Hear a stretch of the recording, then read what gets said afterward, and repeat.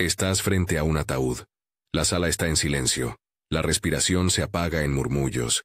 Y en tu cabeza una pregunta se repite como un latido. ¿Por qué ahora? ¿Por qué a él? ¿Por qué a ella? ¿Por qué a nosotros? Y entonces surge otra pregunta, más profunda y más aterradora. ¿Dios eligió el día de su muerte? ¿Dios eligió el día de la mía? ¿Qué significa que Dios conoce los días? ¿Significa eso que Él marca con tinta en un calendario cuando cerrarán nuestros ojos? ¿La respuesta es tranquilizadora o terrorífica? ¿La respuesta te asustará? No es una pregunta que hagamos por morbo.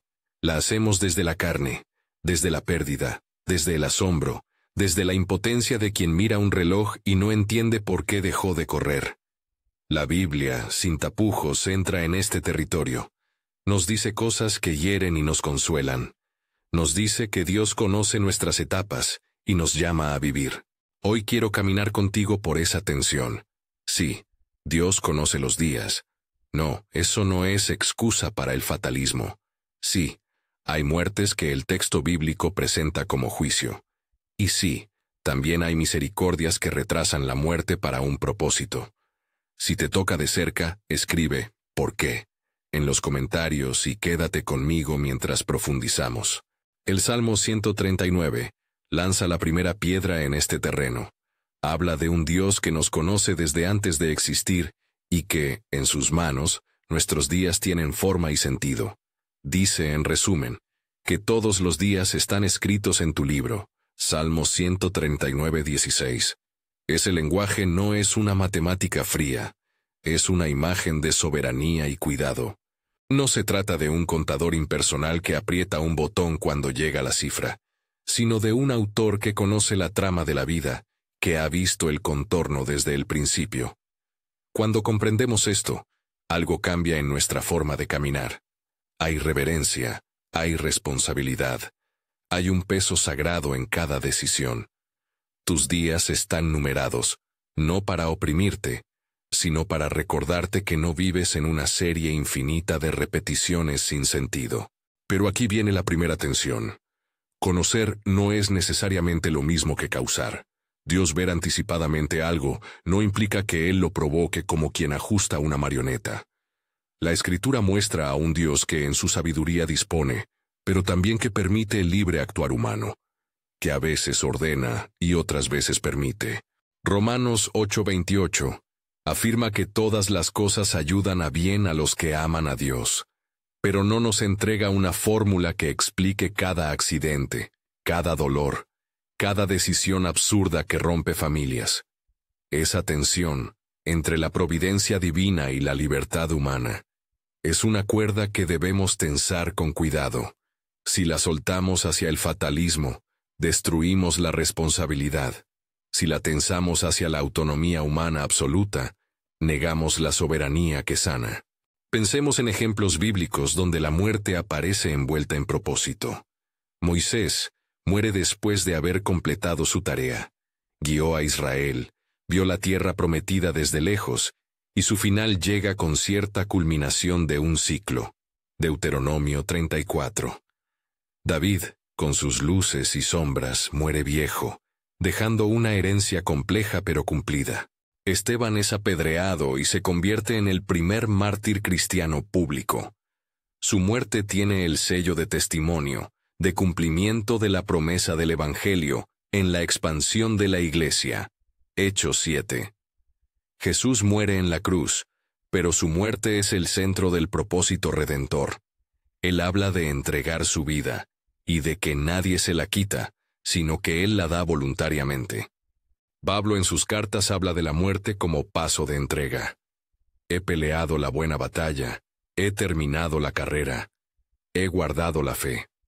2 Timoteo 4:7. En estos casos resuena la idea de que propósito y muerte están entrelazados. No mueres cuando estás cansado, mueres cuando has terminado. Esa frase quiero que la guardes. No mueres cuando estás cansado, mueres cuando has terminado. Repite conmigo en el corazón. No es una medida del esfuerzo humano que se premia con longevidad, es más bien un recordatorio de que la llamada y el cumplimiento son más decisivos que la mera duración. Para algunos, la muerte llega en el momento en que su misión alcanza un punto crucial. Para otros, la muerte es el sello de una fidelidad prolongada. En cualquier caso, la Escritura nos muestra que la vida tiene trama y no es mera casualidad. Pero la Biblia también contiene relatos incómodos. Muertes que son presentadas como consecuencia directa de un irrespeto, de una profanación. Piensa en Ananías y Zafira, Hechos 5.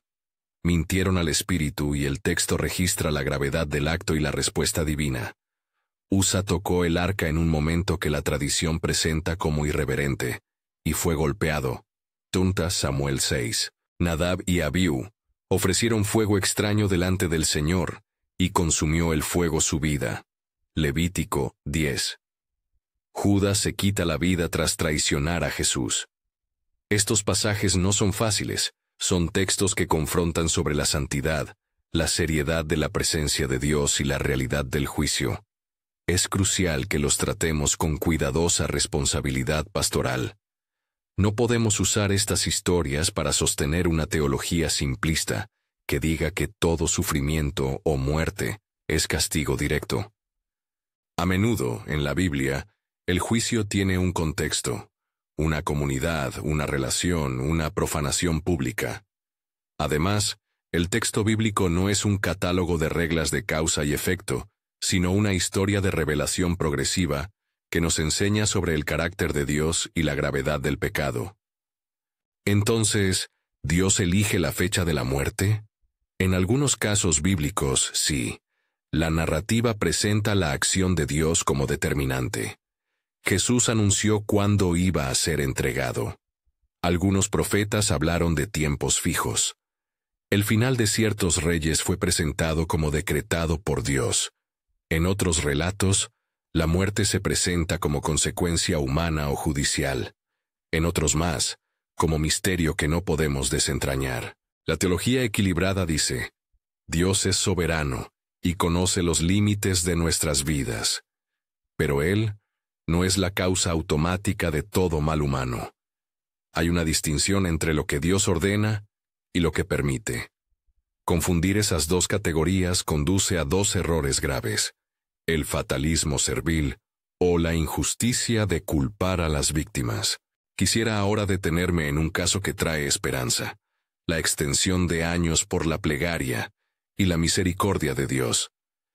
Ezequías se enfermó gravemente, y cuando clamó, Dios añadió 15 años a su vida.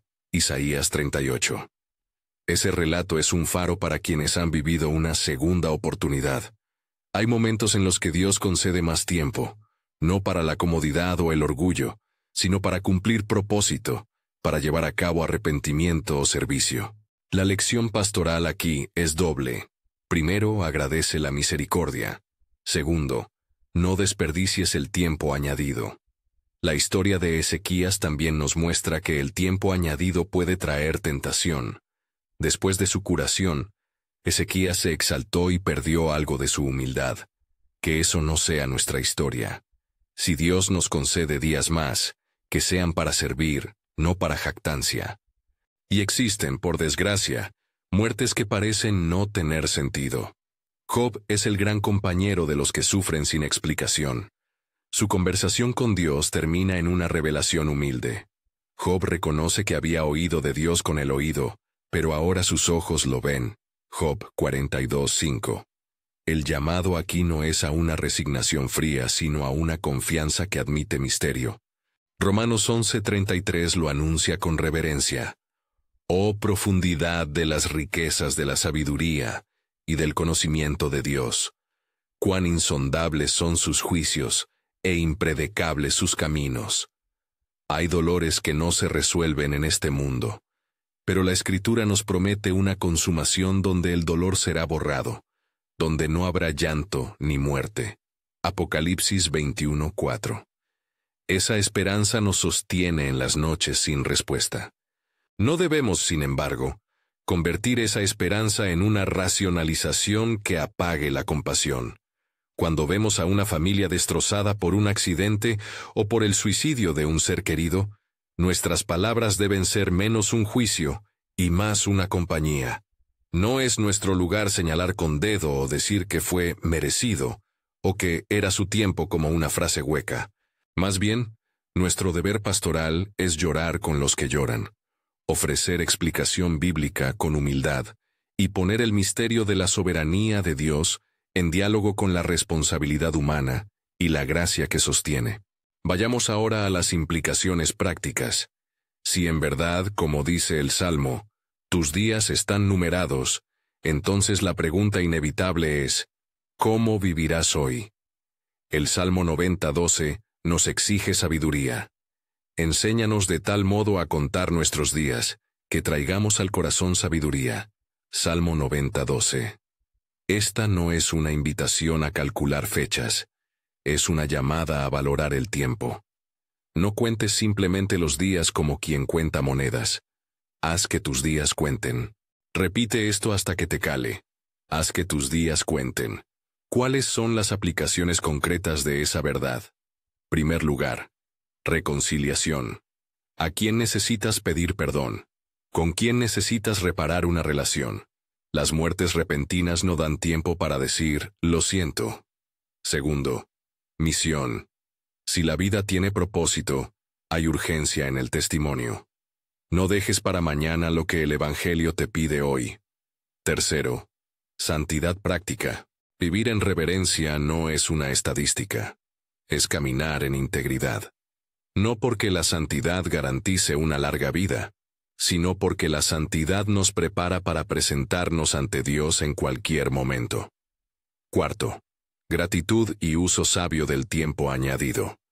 Si el Señor nos concede más días, que no sean para acomodarnos, sino para mayor fidelidad. Hay quienes escuchan esto y sienten un peso insoportable.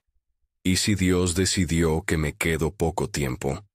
A esas personas les digo, lo que más importa no es el número en un calendario, sino la cercanía con Dios. Pablo lo dice con claridad. Para él, vivir es Cristo y morir es ganancia. Filipenses 1:21. La calidad de la relación con Cristo transforma la manera de mirar la muerte. No prometemos una vida larga, pero sí una vida con propósito y una esperanza que atraviesa la muerte. En la enseñanza pastoral, también necesitamos confrontar la tentación de usar textos de juicio para aterrorizar.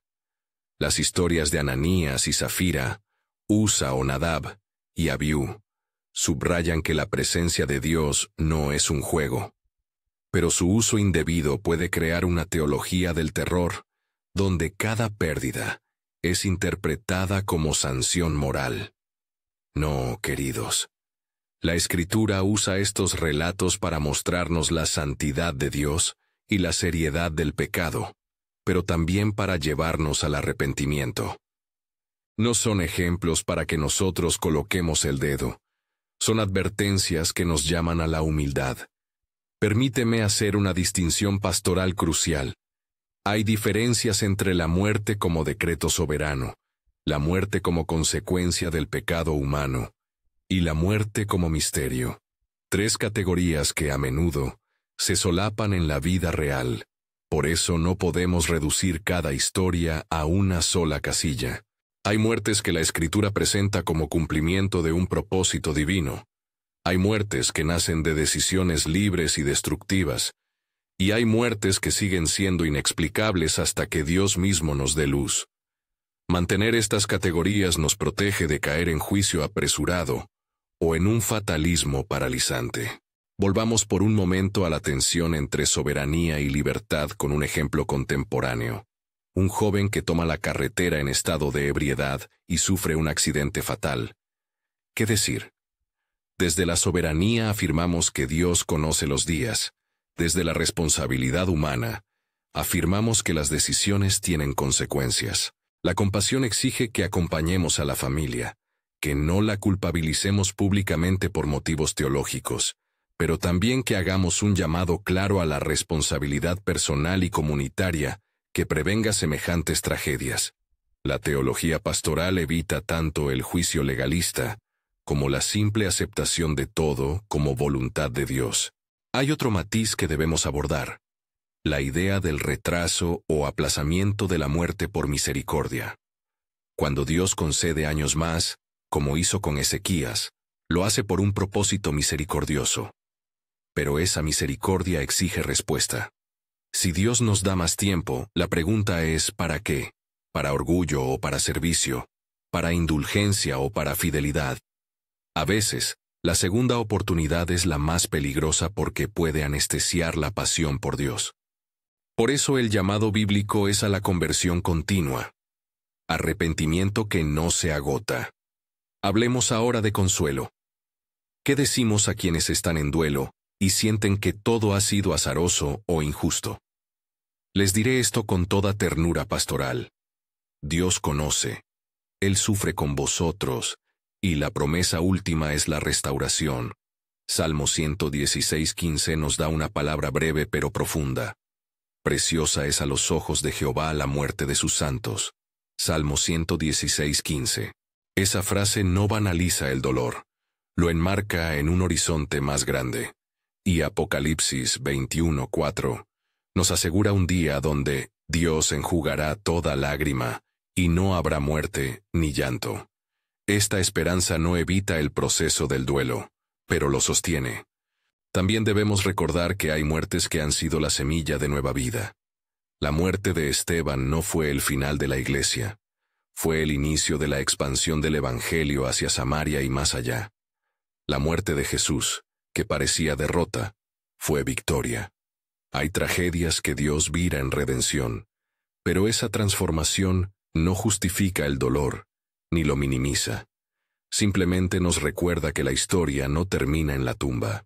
Quisiera ahora detener el ritmo por un momento y hacerte una pregunta directa. Si supieras que hoy podrías encontrarte cara a cara con el Señor, ¿qué cambiarías ahora mismo? ¿Con quién te reconciliarías? ¿Qué palabra dirías? ¿A quién servirías? Si la posibilidad de la muerte nos asusta, que sea esa misma alarma la que nos empuje a vivir con urgencia. No permitas que el miedo te paralice. Deja que la verdad de que tus días están numerados te impulse a la fidelidad. Tus días están numerados, no para asustarte, sino para darte oficio. Permíteme repetirme para que quede como sello. No mueres cuando estás cansado, mueres cuando has terminado. No cuentes los días como quien cuenta monedas. Haz que tus días cuenten. Esta es la ética práctica que brota de la doctrina. Si el Señor conoce los tiempos, nuestras decisiones ganan peso. Lo que importa no es cuánto vivas, sino cómo vives. Una vida breve puede ser sacramentalmente más plena que una larga sin sentido. Una vida corta vivida en fidelidad puede tener más impacto eterno que años de indiferencia. Antes de cerrar, quiero confrontar una última tentación. Usar el conocimiento del día de la muerte para manipular la espiritualidad de otros. No es nuestro lugar infundir pánico para obtener obediencia. La llamada cristiana siempre es en libertad. El mensaje correcto es el del amor que advierte, no del miedo que obliga. Debemos predicar la urgencia del reino con compasión, con claridad y con una teología que sostenga tanto la soberanía divina como la dignidad humana. Estamos llegando al final de este camino juntos, y vuelvo a la pregunta inicial. Dios elige el día de tu muerte. En la Biblia encontramos respuestas matizadas. Dios conoce los días. En ocasiones Él determina el tiempo por un propósito. En otras, permite que el mal y la libre voluntad humana produzcan consecuencias trágicas. Y en muchas, el misterio permanece y nuestra respuesta debe ser la confianza. No te asustes hasta quedarte paralizado. Deja que el asombro te empuje a la reverencia y a la acción. Haz que tus días cuenten. No mueres cuando estás cansado, mueres cuando has terminado. Si esta palabra te ha tocado, si la pregunta te ha despertado, te invito a decidir hoy. Reconcíliate con quien debes reconciliar. Da el paso que has postergado. Comparte el amor que has escondido.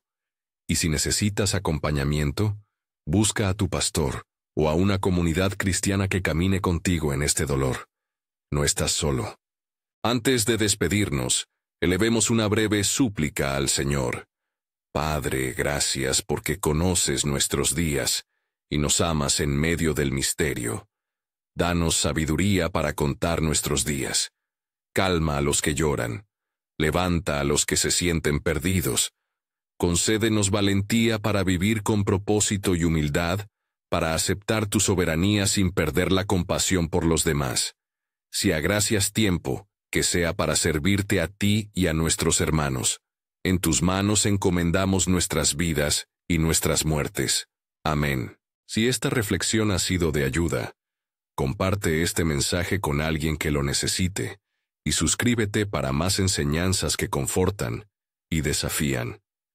Que Dios te bendiga y te dé paz para vivir cada día con propósito.